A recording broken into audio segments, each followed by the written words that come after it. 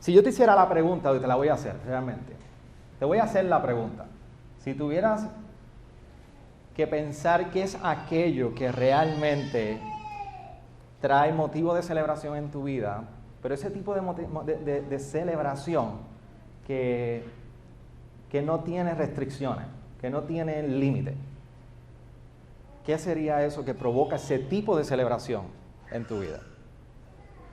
Nosotros tenemos nuestras niñas practicando un deporte, juegan los sábados la llevamos allí, simplemente sus padres no son los grandes deportistas, ni yo ni mi esposa. Bueno, somos muy buenos comiendo. Yo no sé si es un deporte, pero podemos. ¿Quién es bueno comiendo aquí? Quizás podemos hacer la liga de los que mejores comen. Y sí, Orlando, sabemos que tú comes muy bien. Eso lo conozco de primera mano. Y una de las cosas que Neisha y yo tenemos como meta cada vez que nos sentamos allí a ver, que vemos los padres, diferentes tipos de padres. Hay uno que todos los sábados lo vemos, está metido allí con el training, interrumpiendo el trainer y diciéndole al training al hijo cómo tiene que jugar. Vemos otro que está en las gradas como si aquello fuera una competencia. Y Neisha y yo decimos, mira, vamos a quedarnos aquí, dejan que ellas jueguen y disfruten. That's it, eso es suficiente.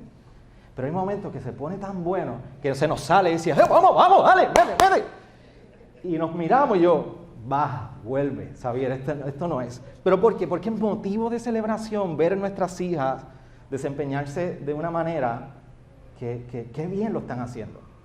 Cuando yo estaba cumplía los 10 años, eso casi como de una década atrás más o menos posiblemente,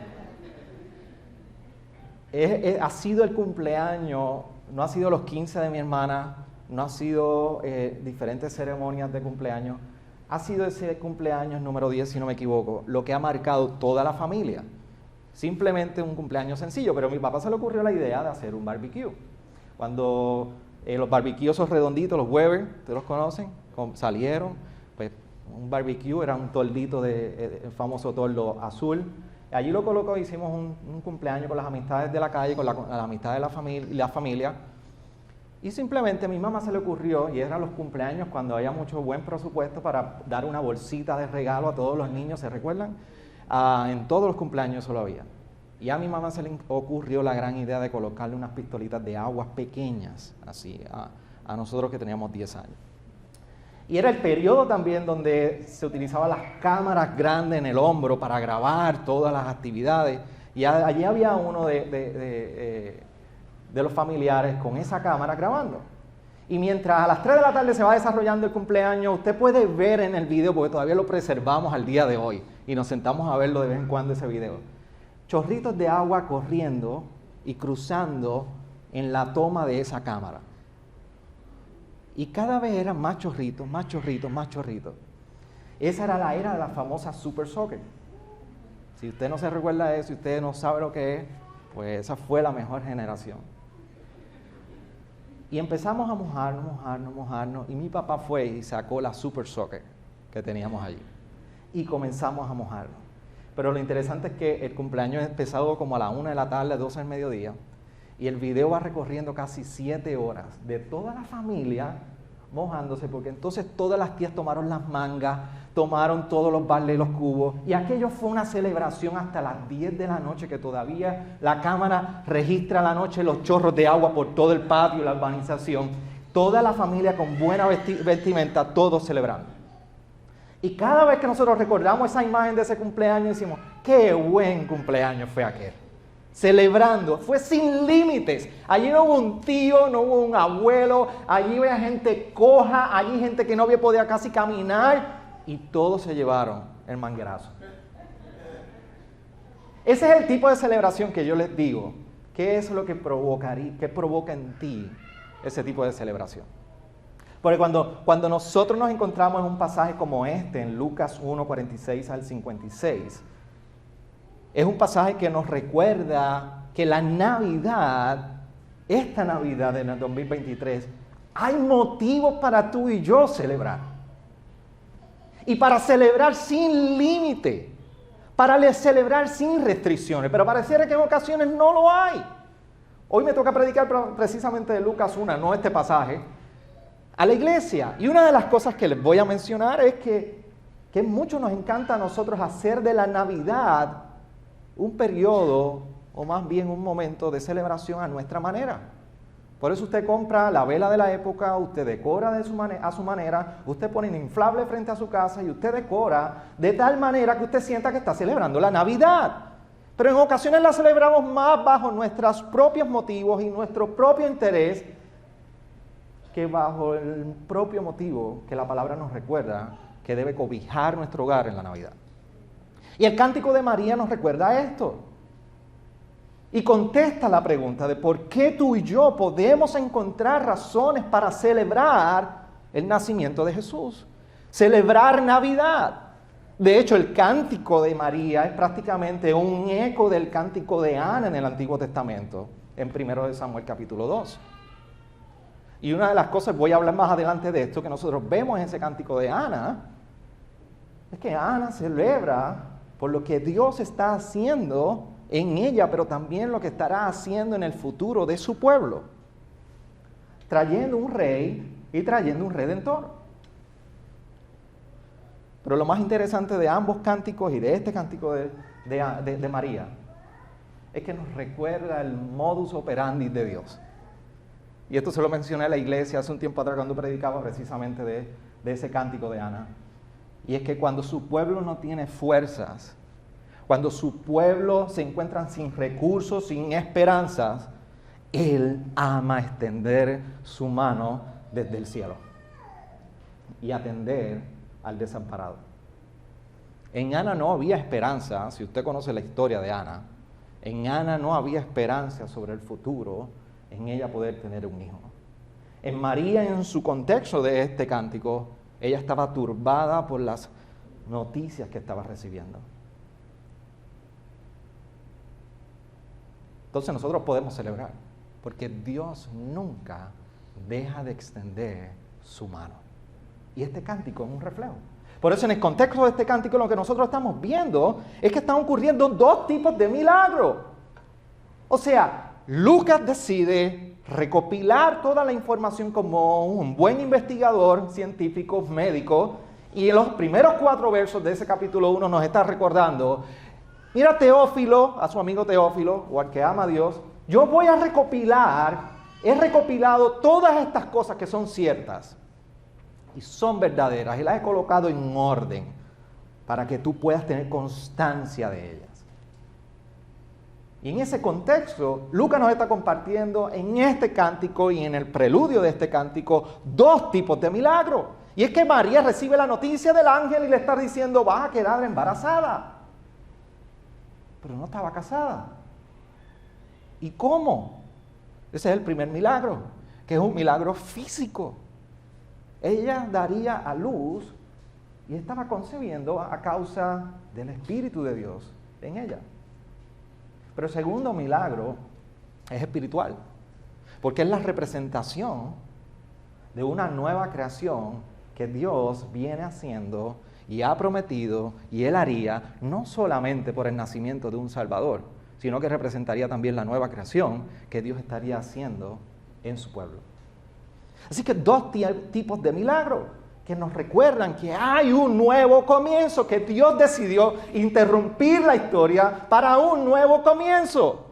Y es por eso que en el Cántico de María, sin todavía nacer el niño, María expresa las palabras que expresa. Entonces, no hay mucha lógica cuando nosotros vemos y leemos el Cántico de María en el contexto que no ha nacido el niño. Porque el Cántico de María está en pasado, el niño todavía no ha nacido. No hay lógica humana para expresar las palabras, pero déjeme decirle, en resumen, María canta como una expresión de fe por las noticias que había recibido. Entonces María recibe y se turba por las noticias de que quedaría embarazada, y luego de ella poder reflexionar, se mueve en fe y expresa este cántico. Así que es el resultado del creer en la palabra del ángel, y como resultado de esta fe tenemos este hermoso cántico. Muchos lo conocen en inglés como el Magnificat, magnificente, la celebración en gozo del Señor. ¿Por qué? Porque nosotros vemos que María se va moviendo y recorriendo en este cántico del verso 46 del 46 al 50 prácticamente, exaltando al Señor. Y lo que hace María es que primero se reconoce su condición de humildad, reconoce su condición de necesidad, conoce su condición en su posición en la que se encuentra delante de este Dios y reconoce que grandes cosas ha hecho el Señor. Pero luego María se mueve a resaltar no su condición de humildad, sino a reconocer las obras de lo que ha hecho el Señor, o más bien lo que ha hecho el Señor. Por eso desde el 51 al 53 nosotros vemos que ella resalta las proezas del Señor. ¿Y cómo lo resalta? Diciendo que ha esparcido los soberbios, removió los poderosos de su trono, exaltó a los humildes. Y por último terminan esos dos versos 54 y 55 resaltando que Dios ha cumplido su promesa. Dios es un Dios que lo que promete lo cumple, porque dice, ha recordado su misericordia. ¿A quién? A Israel. ¿En qué promesa? En la promesa que le había dado a Abraham, que en su descendencia serían benditas todas las naciones y que de su descendencia él redimiría a su pueblo. Eso es lo que nosotros estamos viendo en ese contexto del cántico de María. Pero la pregunta que nos debemos hacer, ¿qué revela el cántico de María? Dos cosas revelan, más bien dos tipos de revelación que nosotros vamos a hablar. El cántico revela muchísimo acerca de la elección de Dios a María. Porque cuando nosotros vemos en la manera que María se dirige en las primeras estrofas de este cántico, lo que hace Dios a través de ese cántico es que está poniendo toda perspectiva en el horizonte, en el futuro, en lo que Él estaría haciendo, porque Dios traería cambios. Es lo mismo que sucede con el cántico de Ana, resaltando a Dios, pero también los cambios que traería para su pueblo. Por eso cuando María está cantando en esta primera expresión, esas primeras estrofas, María está resaltando lo extraordinario que estaría sucediendo en el futuro. Por eso llama en ese verso 49, porque grandes cosas me ha hecho el poderoso y santo es su nombre. María está apuntando a un futuro extraordinario de lo que estaría proveyendo Dios por medio del nacimiento de este niño. Pero no solamente revela acerca de la elección de María, sino que este cántico también revela muchísimo acerca del reino de Dios. Porque lo que estamos viendo es que en cierta manera el reino de Dios está siendo inaugurado.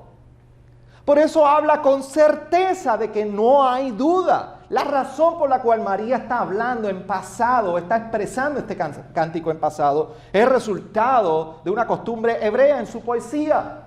Hay unos tiempos que se conocen tiempo perfecto e imperfecto, y cuando nosotros vemos que en esa poesía el tiempo perfecto viene a ser el tiempo completado de algo que ya se completó, o un tiempo imperfecto que todavía no está completo, toda esta expresión hebraica está en tiempo perfecto. Es completado, es certeza, se ha dado por hecho, aunque no haya sucedido. Así es que María está expresándose. Está en pasado porque precisamente está con la certeza de que ocurrirá. Y ocurrirá majestuosamente, soberanamente, supremamente en la persona de Jesús.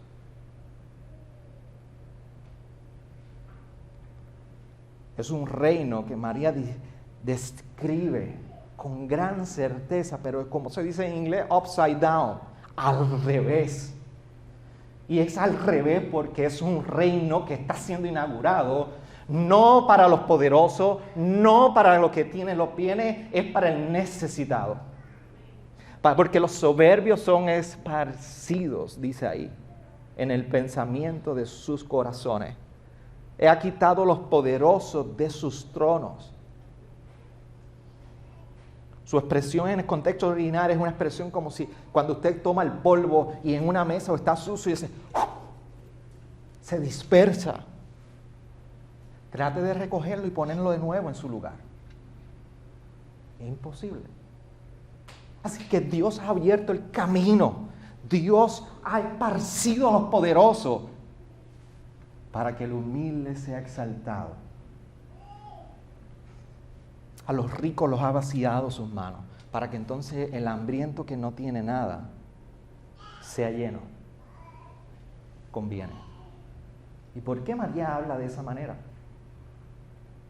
Lo interesante, recuerden, Lucas está recopilando todo esto. Y yo me imagino a Lucas, y no me pongan de hereje aquí en esta parte, simplemente quiero ir a su imaginación. Dios nos dio imaginación.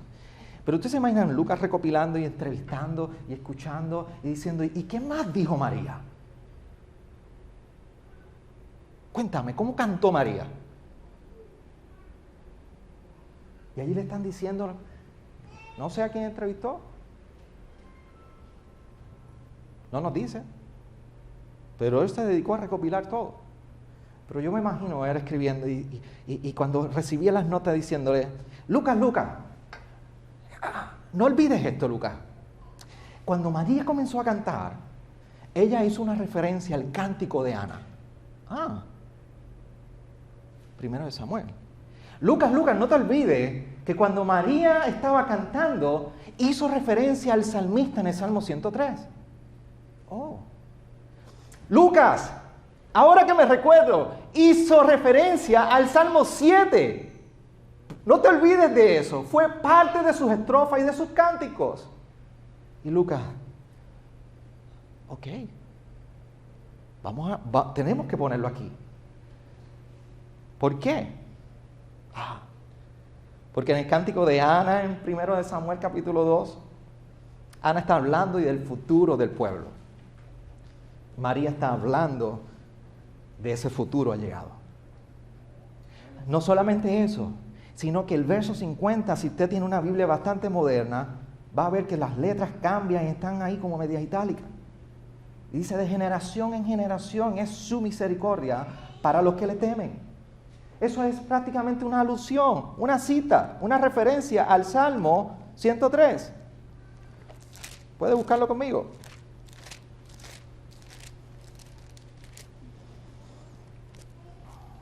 Y en el Salmo 103, mire el contexto del Salmo 103, en el cual el salmista está escribiendo. Los primeros 3 versos dicen, bendice alma mía al Señor, y bendiga todo mi ser a su santo nombre.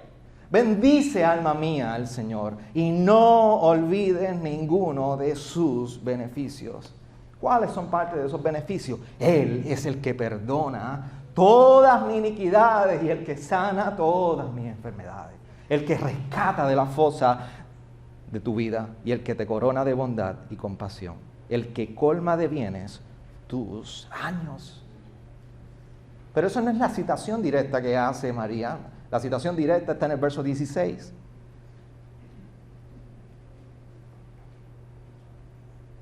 Y 17. Mas la misericordia del Señor es desde la eternidad hasta la eternidad para los que le temen. Miren lo que dice los versos antes. El hombre como la hierba son sus días, como la flor del campo así florece, como el viento pasa sobre ella deja de ser y su lugar ya no lo reconoce. Mas la misericordia del Señor es desde la eternidad hasta la eternidad para los que le temen. ¿Qué significa todo esto? María estaba enfatizando en su cántico la bendición del Señor dentro de un contexto de no olvidar los beneficios que ha sido, porque Él es quien perdona las iniquidades. Pero cuando la vida del hombre parece que está vacía como la hierba, su misericordia continúa permaneciendo. Así que en este resultado de la bendición de María, que expresa y haya expresión de fe en un cántico, María apunta no solamente a que el futuro al cual Ana expresaba en su cántico ya llegaba a su cumplimiento en el nacimiento de ese niño, Jesús. Ahora está recordando, no olvides la bendición de que a pesar de que somos como la hierba, su misericordia será para toda la eternidad. Así que María está resaltando esto en su contexto, pero no se queda solamente ahí, que el verso 53 está haciendo a otra alusión directa a un salmo. Dice: a los hambrientos ha colmado de bienes y ha despedido a los ricos con sus manos vacías. Pero ¿qué dice el Salmo 107, versículo 9, que es el contexto? Porque Él ha saciado el alma sedienta y ha llenado de bienes al alma hambrienta. ¿Por qué María está usando esta porción del Salmo 107? La está usando porque el Salmo 107 es un recordatorio de cómo Dios ha librado a su pueblo en medio de las aflicciones. Y el salmista se va hacia el tiempo que estuvieron en el desierto y está diciendo desde el verso 1: da gracias al Señor porque Él es bueno, porque para siempre es su misericordia. Díganlo los redimidos del Señor, a quien ha redimido de la mano de los adversarios. Mira el verso 4: vagaron por el desierto, por un lugar desolado, no hallaron camino a una ciudad habitada, y hambrientos y sedientos su alma desfallecía en ellos. Y el verso 6: entonces clamaron en su angustia al Señor, y Él, ¿qué? Los libró de sus aflicciones. Dios los libró de sus aflicciones. Por eso es que puede decir el salmista en el verso 9, porque Él ha saciado el alma sedienta y ha llenado de bienes al alma hambrienta. María está recordando, en medio de la aflicción, en medio de esta espera de un Redentor, Dios ha llegado y ha interrumpido los tiempos para recordarnos que el futuro que miraba Ana ha llegado a ser inaugurado. Para recordarnos que mientras el salmista nos decía: no olvides nunca los beneficios del Señor, bendice alma mía al Señor y no olvides ninguno de sus beneficios, nos dice y nos recuerda: ahora ha llegado el momento de que hemos de ser saciados por la eternidad. Y cuando pareciera que el momento oscuro no pasa y que el tiempo está en silencio, María nos recuerda en su cántico: Dios ha interrumpido el silencio y nos recuerda que parece desierto, pero hoy nos ha visitado el que va a saciar nuestra hambre que hace tiempo llevamos esperando ser saciada. María va al Antiguo Testamento y nos recuerda a cada uno de nosotros: Dios ha interrumpido su tiempo para cumplir su promesa. Dios ha interrumpido nuestros tiempos para cumplir su promesa. Por eso este cántico revela muchísimo hacia nosotros. Así que este cántico es un cumplimiento de Cristo. Es un cumplimiento de la promesa que venía recorriendo todo el Antiguo Testamento. Es el patrón de Dios, que por fin María nos dice: se ha cumplido. Es de lo que viene hablando el Antiguo Testamento. Se ha cumplido en el nacimiento de este niño. Por eso este cántico nos revela muchísimo. Y Ana y María tienen muchísimo que ver. ¿Ustedes se imaginan cuando Ana y María allá arriba en los cielos? Hey girl, high five, ¿qué tal? Qué hermoso nosotros haber sido parte de un cántico.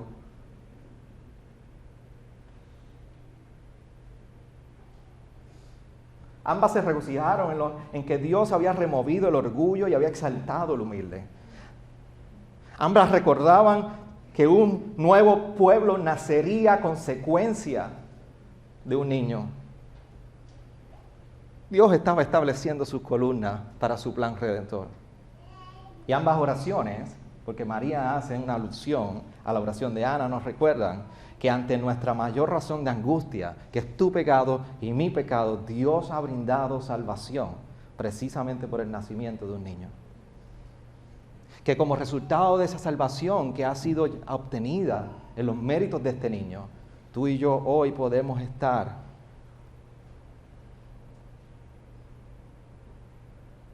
con la garantía, o tener la garantía, de que todas las cosas serán consumadas y ese rey regresará. Pero para hoy, incluso, nos recuerda que este rey todavía sigue teniendo control. que este niño hoy ya ha nacido y está a la diestra de Dios Padre, reinando sobre todas las cosas, como bien ustedes lo han seguido en sus estudios de hebreo todos los miércoles. Está allí a la diestra, supremamente soberano, ejerciendo su control sobre todas las cosas, porque su reino ha sido inaugurado. Y él mismo nos recordó en Juan 18 que mi reino no es de este mundo. Entonces, ¿por qué celebrar Navidad? ¿Por qué celebrar?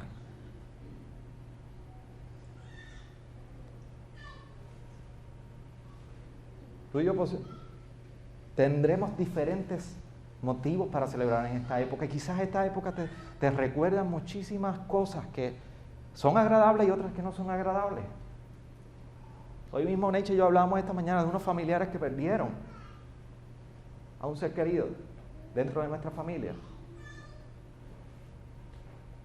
Sus navidades van a quedar marcadas por el resto de su vida con ese recordatorio.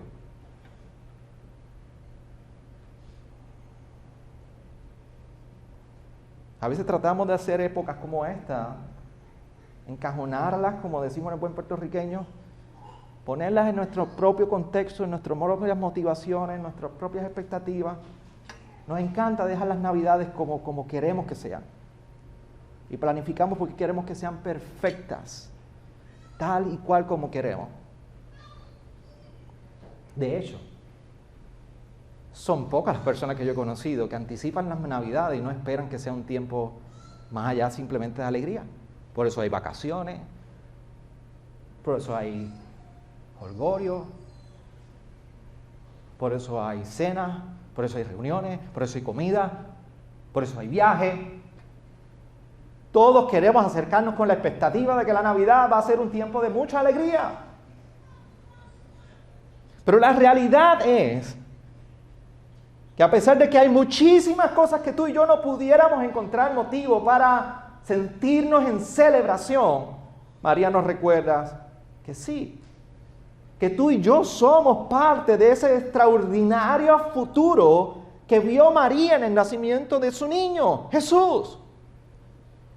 Y en ese futuro que María veía, para ti y para mí, es el presente hoy. Tú y yo somos parte de ese futuro que María veía en su cántico. Y esto trae motivo para nosotros celebrar en dos direcciones. Uno, en nuestra condición vulnerable. Si tú eres hoy precisamente de los que recién acabo de describir, que posiblemente no hay muchísimos motivos por los cuales celebrar y no hay muchísimo ánimo como por el cual acercarte en celebración, en esa condición vulnerable, Dios nos ha mirado. Aún hoy Dios sigue mirando en nuestra condición. Nosotros tenemos una hermana que amamos grandemente y que su vida ha sido marcada por crisis y sufrimiento.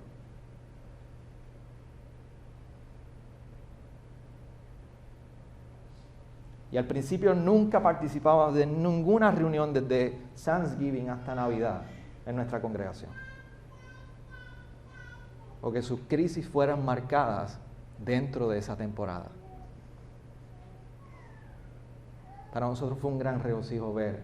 Me ha tomado 4 años. Bueno, yo me he puesto en las manos del Señor por 4 años. Y Dios ha hecho una obra en 4 años. De que en nuestra noche de embeleco, por eso hacemos nosotros allá en Vega Baja, nos ponemos unos embelecos una noche. No había nadie en aquel lugar con más embelecos que aquella señora. ¿Por qué? Porque nosotros precisamente celebramos una época como esta no enmarcada en las circunstancias. Es que precisamente el Evangelio ha llegado para gente quebrantada. El Evangelio ha llegado para el vulnerable. El Evangelio ha llegado para aquel que se siente hambriento y sed como tú y como yo. Yo quiero recordarte que en épocas como esta la mirada del Señor no pasa por alto en tu vida. Porque Dios sigue siendo el mismo como el que te describí hace un tiempo al principio. Que cuando su pueblo no tiene fuerza, cuando su pueblo no tiene de recursos, cuando su pueblo no tiene esperanza, a Él ama poder extender su mano y atender. Pero no solamente por nuestra condición vulnerable, saber que Dios nos ha mirado, eso trae motivo de celebración, sino también que en nuestras circunstancias tenemos que ser recordados que Dios no es que orará, Dios ha orado. Dios ha obrado. Y tú tienes que entender que en épocas como esta, si eso es una verdad que se desprende de su palabra, como en este cántico del verso 46 al 56, que Dios ha obrado, el mismo que en el momento en que María está expresando este cántico, y ella presenta esto con certeza y con seguridad, hablando en pasado con algo que no ha ocurrido por la certeza que representa, tú y yo todavía estamos en el contexto de que Dios sigue controlando todas las cosas. Él ha obrado. Y por eso tú y yo en celebración podemos ser eco de las palabras de María en ese verso 49, porque grandes cosas me ha hecho el poderoso y santo es su nombre. Pero en una época como esta, ¿cuán cerca te encuentras tú de precisamente sustituir la dependencia a Dios por tu estrategia humana?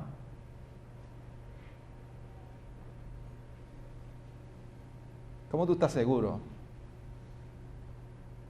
que a raíz de las palabras de María, en el momento que tú te encuentras, no es un preludio para Dios hacer cosas extraordinarias?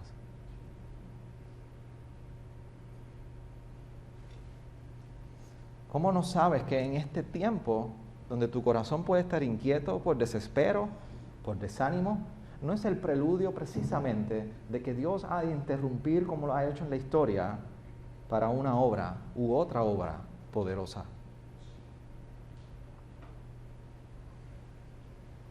Así que el cántico de María nos recuerda que sí podemos celebrar, porque en nuestra condición vulnerable Dios nos está viendo. Y en Cristo nos ha visto para suplir la hambre espiritual, la vulnerabilidad espiritual. Dios ha suplido lo que tú necesitas. Pero en tu circunstancia, donde todavía pareciera que quieres tener el control, también este cántico nos recuerda que Dios sigue siendo un Dios que obra. Entonces, yo quiero hacerte una última pregunta, iglesia. En medio de un corazón turbado cuando recibió las noticias, María se movió en fe a expresar un cántico como este, que nos recuerda el cumplimiento de un plan redentor. María halló fe expresada en un cántico. La pregunta es, en esta Navidad, ¿cómo tu fe está encontrando una expresión de celebración? ¿Cómo tu fe haya una expresión de celebración en esta época de Navidad?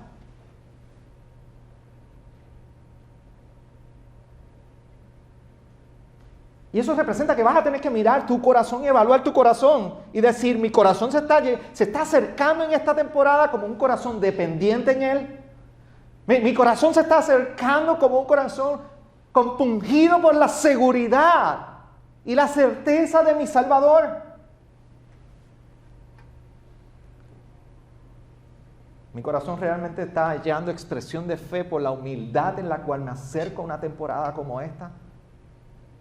Y me encuentro en total dependencia de este Salvador. El Dios que reconoció a María como aquel que cumple sus promesas sigue siendo el mismo Dios hoy, que también sigue recordándonos sus promesas y su misericordia por Cristo. Por eso yo les ruego, amada iglesia, que en esta Navidad nuestra fe halle expresión de regocijo. Porque de generación en generación sigue siendo una verdad lo que el salmista expresó en el Salmo 34, 18. Cercano está el Señor a los quebrantados de corazón y salva a los abatidos de espíritu. Abracemos esta hermosa verdad y procuremos hallar expresión de fe en celebración porque nos ha nacido un Salvador. Inclina tu rostro ahí y permíteme orar.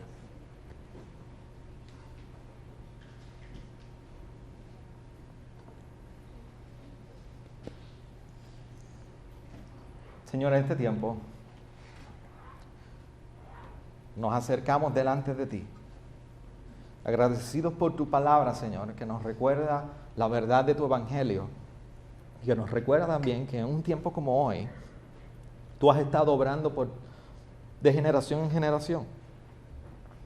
Por eso hoy, Señor, siendo recordados de esa hermosa promesa cumplida en Jesús y en este evento tan trascendental como el nacimiento de nuestro Salvador, Señor, ayúdanos hoy a que en nuestros corazones, que en ocasiones llenos de duda, de desespero, desánimo, aún con la alegría fijada en motivos erróneos, nosotros podamos abrazar la verdad de que este Salvador ha nacido para cambiar nuestros días y ser recordado de que tú has despejado el camino para precisamente a pecadores como nosotros, para precisamente a vulnerables como nosotros que están siendo hallados en hambre, en desesperanza y en necesidad de ser recordados que solamente tu evangelio tiene el poder para salvar, pero también, Señor, para movernos en gozo, porque en ti lo tenemos todo. Te rogamos en esta hora y te damos gracias. Amén. Amén.